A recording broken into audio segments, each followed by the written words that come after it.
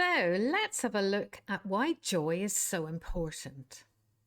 We're going to look at what it is, what it does, and what joy skills do to help. So, what is joy? Joy is when you and I feel that someone in my life, maybe a person or God, is happy to be with me. So, what do I really mean? Imagine this. I walk into a room full of people. I look around and all of a sudden I see someone who I really like, and they like me too, kind of need that mutuality. They turn around, our eyes meet, and I feel this leaping joy inside. They're so happy to see me. I'm so happy to see them. And so we move towards each other and we have a really great hug. We're so happy. We smile. We're talking fast and lively, and it's wonderful. We just feel so good. This is joy. As Michael Hendricks from the Life Model teaches, joy is not happiness. Joy is happy to be togetherness. Happy to be togetherness. So what does this really mean? We can be joyful when we're happy and sharing our testimonies or really good stuff that's happened. But we can also be very joyful in deep loss or when we even feel angry. We are still happy to be together in those times. Now, this isn't a smiley kind of upbeat thing, but it's a deeper happiness and appreciation that I am happy to be with you, to be together with you. We have this reciprocal connectedness, and we're going through life together no matter what it brings. Joy, it's mostly communicated also non-verbally. Now, you probably, even in that example I gave where I walk into a room, I see someone who I haven't seen for a while and I really like to be with them. She sees me, eyes light up and connect. This is joy. Joy is a non-verbal way of communicating.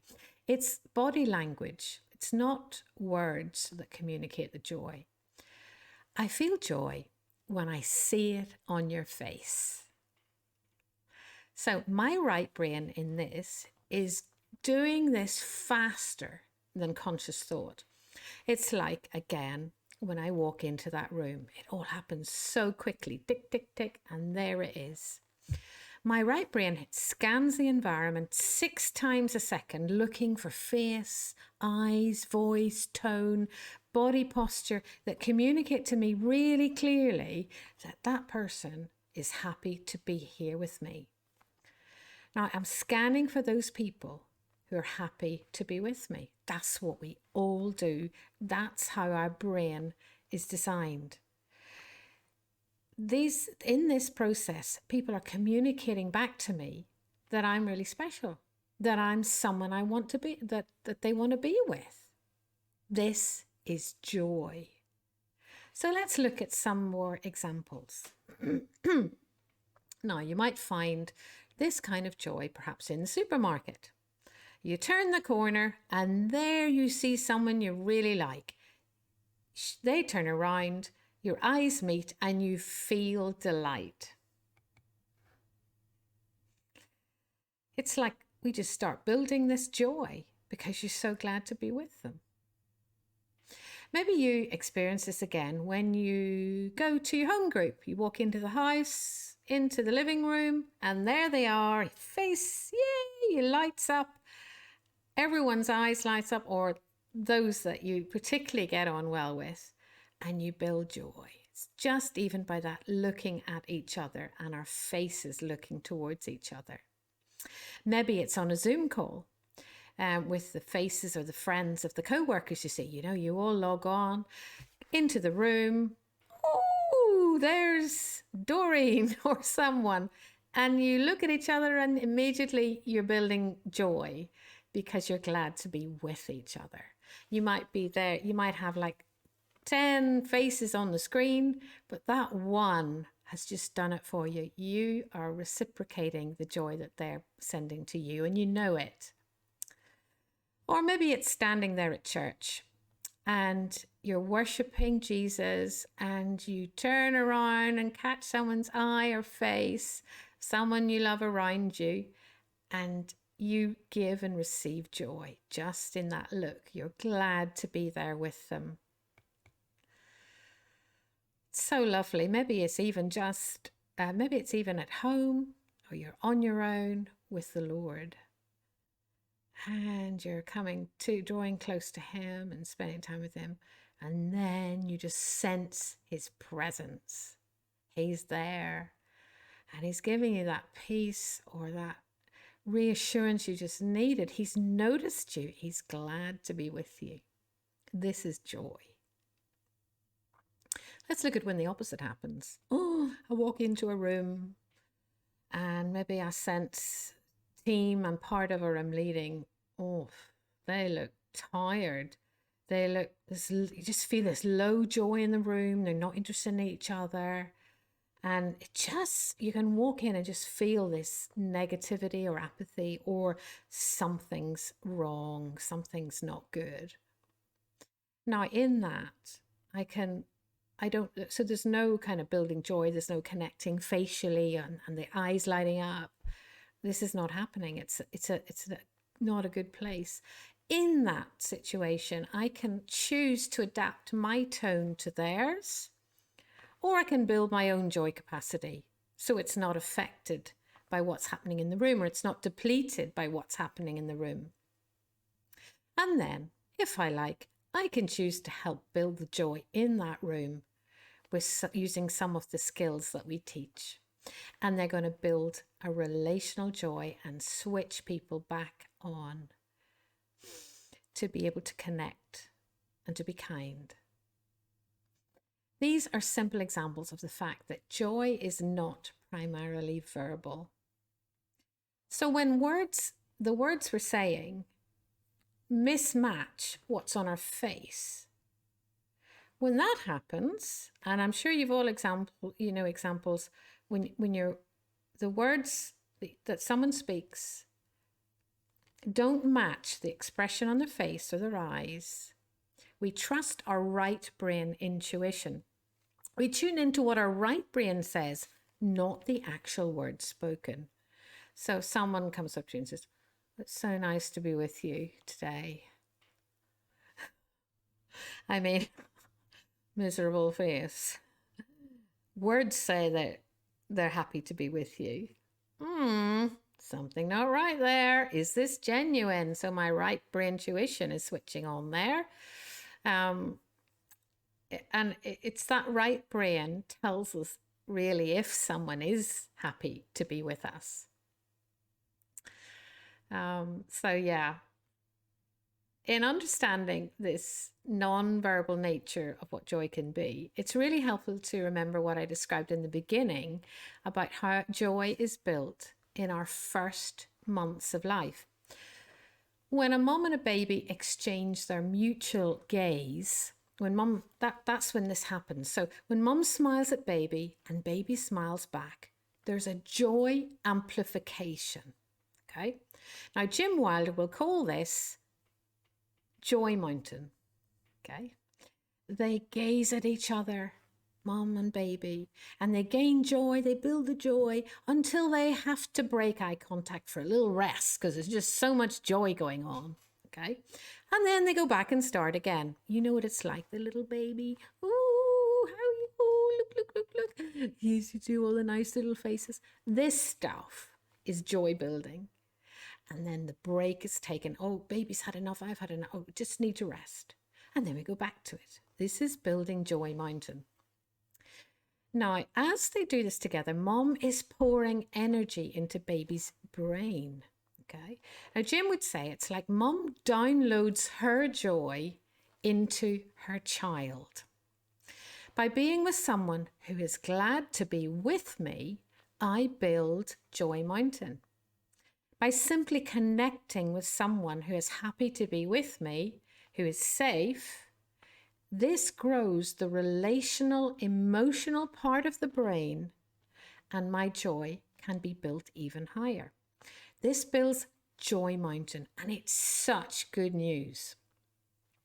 Now, let's have a look at the Bible and see what it tells us about this kind of relational joy, because that's what we're talking about. Joy is relational. Real joy is relational here.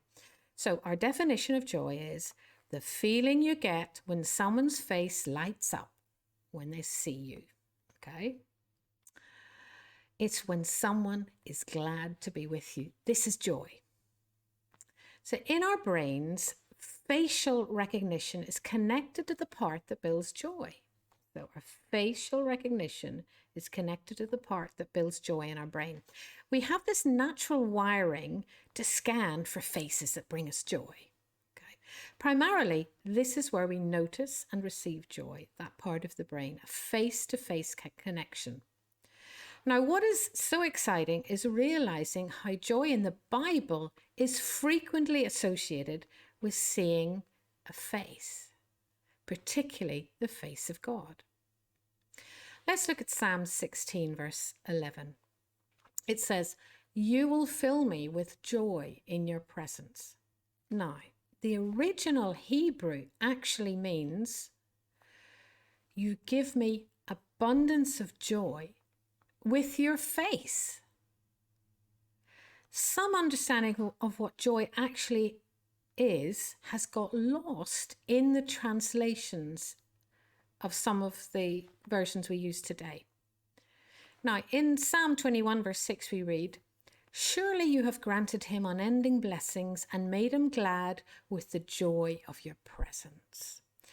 This translates literally as, "You made him happy with joy with your face." Okay. Now,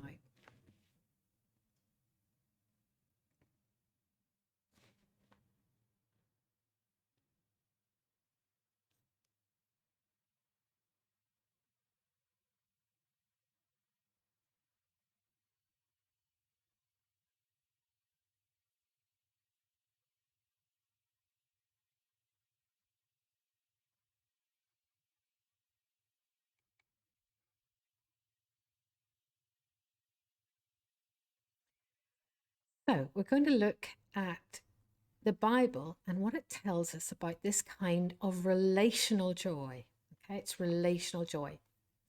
So our definition of joy is the feeling you get when someone's face lights up when they see you. That's joy. It's when someone is glad to be with you. Now, in our brains, facial recognition is connected to the part that builds joy. Okay? We have this natural wiring to scan for faces that bring us joy. Primarily, this is where we notice and where we receive joy, a face-to-face connection. What is so exciting is realizing how joy in the Bible is frequently associated with seeing the face of God. Joy in the Bible is often connected to the face of God. So let's look, for example, at Psalm 16, verse 11. It says, "You will fill me with joy in your presence."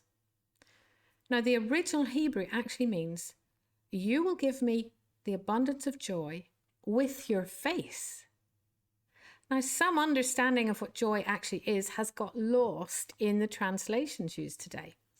Now, in Psalm 21, verse 6, we read, "Surely you have granted him unending blessings and have made him glad with the joy of your presence." This translates literally from Hebrew as, "You made him happy with joy with your face." God's face brings joy, and it often gets erased in many translations. Yet this is describing a very intimate encounter. So Psalm 21 verse 6 actually translates as, "Surely you have granted him unending blessings and you made him happy with joy with your face." God's face brings us joy. Wow, this is what you and I are wired for. In Hebrew, when we read the light of your presence, just, whenever you read that in the light of your presence, and it's in the Old Testament. Its literal translation is in the light of your face. For more insight, have a little look in the Old Testament for the light of your presence and replace it with in the light of your face. It's really interesting doing an exercise like this. And another, which Michael Hendricks from Life Model would recommend or challenge us to do, is to replace the word joy in the Bible with this definition of joy being God's face lighting up. You know, the person who's happy to be with me, my God's face lights up. That person's eyes light up when they see me. That's what joy is. So if you get the word joy, look for it and replace it with the words God's face lighting up. The impact will be incredible.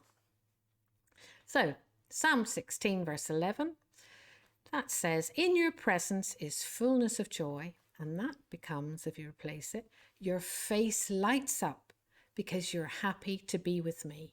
You fill me with joy. When we look in the New Testament at Jesus, we get some more insight as we understand what joy means. In John chapter 15, verse 11, Jesus describes how he loves his disciples with the same love the Father has for him. He says, I've told you this so that my joy may be in you and your joy may be complete. This, how we can translate this or reword this is, my Father's face lights up when he sees me because I'm so special to him. I'm telling you this so that you will feel how special you are to my Father and me. Our faces are shining on you with delight. It's amazing. It always reminds me that when we hear of Jesus, the face of Jesus shining on us, it reminds me of the encounter that Moses had when he would go and when he went to Mount Sinai. After he'd spent time with the Lord, remember we hear about his face shining. In Exodus 34, verse 29, and also verse 35, when Moses came down from Mount Sinai, he did not realize that the skin of his face was shining with a unique radiance because he had been with the Lord. So joy, the look on our face, the look in our eyes, I want to be with you. I am so glad to see you. I'm so glad to be here with you. This is what Jesus offers us. This is what God offers us. Can you take that in?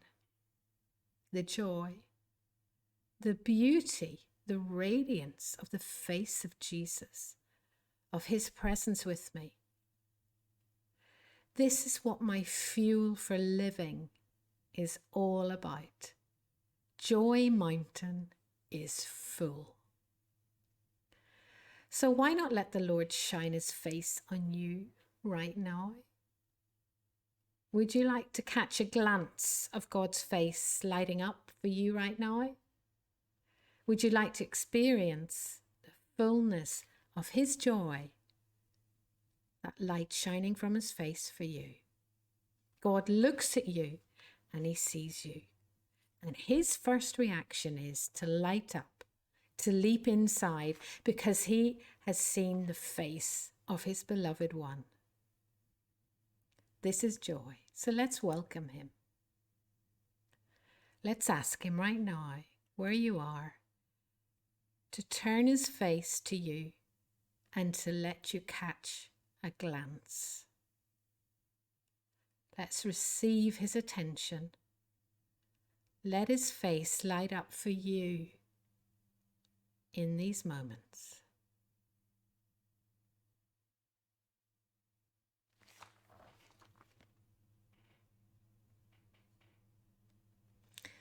Now we're going to think about what joy does. When we build joy together, we become more like our true selves, more like how God designed us. God designed our brains to be fundamentally relational and run on this fuel of joy. So joy is a bit like oil in the car. It makes it run better, and without it, the car breaks down. It's really clunky. Without joy, we get overwhelmed. We lead badly, we minister poorly, and our relationships fail. Now, joy is built in that right brain. And the right brain is more powerful than my information-based left brain. If someone is in pain and told, just believe the truth, believe it, you need to believe the truth, it doesn't necessarily bring them healing or change on its own. Now, during those long years of illness that I had, I felt like this many times. I received so much prayer, and quite often the prayer was, pray this, say this, and believe that. It was all left brain. Now, this is not the kind of healing or the fullness of healing that Jesus and God talk about. While deliverance prayers address spiritual roots, I was missing something very significant. I had deep pain that this didn't touch. Okay? Because it's left, I'm getting left brain information, but the pain is in the right side of the brain, not near that left, where that left bit addresses. It was only through realizing what my brain didn't have and putting into action the skills that Jim Wilder taught us, particularly in an organization called Thrive Today, where we had special training. These were the things that made the change. For me, this meant encountering the personal love and presence of Jesus in a way that I felt seen by him. Now, there's something called Emmanuel journaling, and this really helped me to feel God's love in a way that I'd never felt before. And we're going to do that later on. As a result of doing this journaling and this particular way of drawing close to God, I felt heard, I felt understood, and he talked to me about all that was going on. My joy level increased. By using this method, I began to heal in my trauma, to build the joy I needed for lasting change, because I had now that loving deep connection with Jesus. I felt heard, I felt seen, and I felt understood. This molded my brain where the trauma lay. So let's look at what Joyskills do. Joyskills build this relational joy. Being transformed by joy in the deepest relational parts in the right side of your brain, that's what helps us flourish relationally. Taking this journey will lead to emotional maturity and deeper healing, and you'll be able to return to joy and start acting like your true self. Here's some of the benefits of practicing Joyskills. Now, this was a huge one for us. Your marriage or your closest relationships will improve dramatically as you learn to grow joy-based relationships.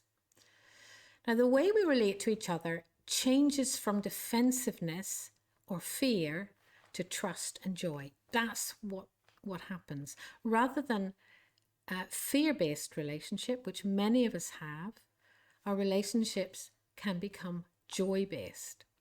Now, Mike and I used to argue quite a bit.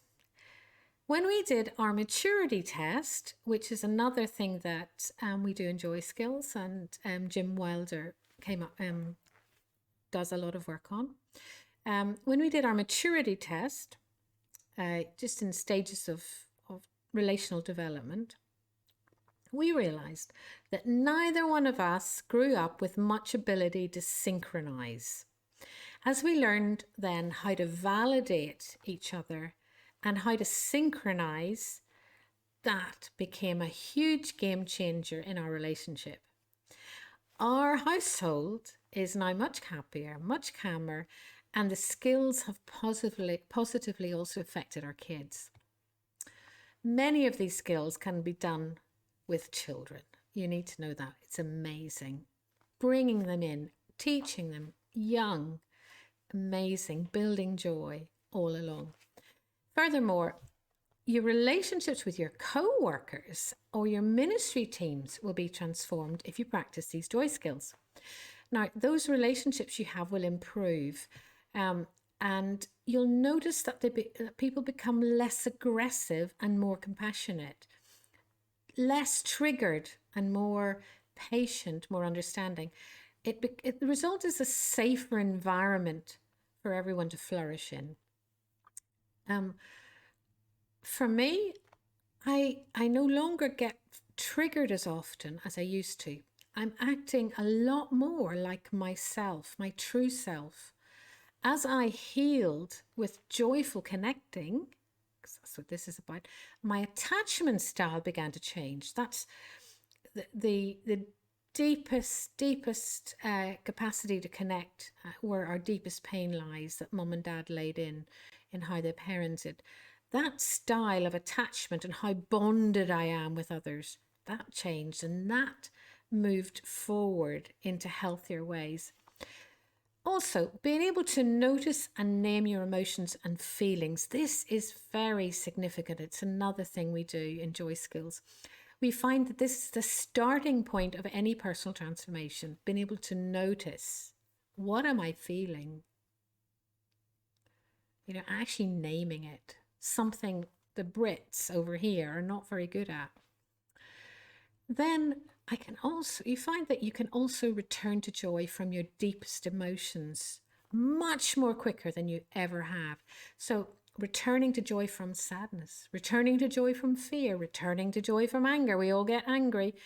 Imagine knowing how to get back to the real me and get out of that triggering and returning to joy. This happens with Joy Skills. We learn to calm our brain. We learn to calm our emotions and identify and notice even when I need to calm, because many of us don't even realize. As you learn to synchronize with others and with God, you're going to be able to relate to those closest to you in your close friendships and relationships on a much deeper level. You'll be able to activate your relational brain. And so because of that, you're going to be able to connect with others so much better. Do you know, I thought I was so relational before I trained in these skills. I mean, I'm Irish, I'm very hospitable, I love hanging out with people. I thought I was very relational. But during our training in the States, our Thrive training, I went to a restaurant with some lovely new friends who were on the course. We had been learning about switching on our relational circuits, which we're going to look at later. But I remember Susan, our friend, saying to me in the restaurant, "Uh-oh, Ruth zoned out."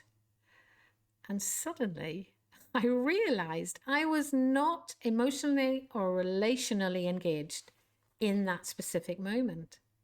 I was somewhere else. I wasn't connected. After that, I started noticing much more when this would happen. I was shocked.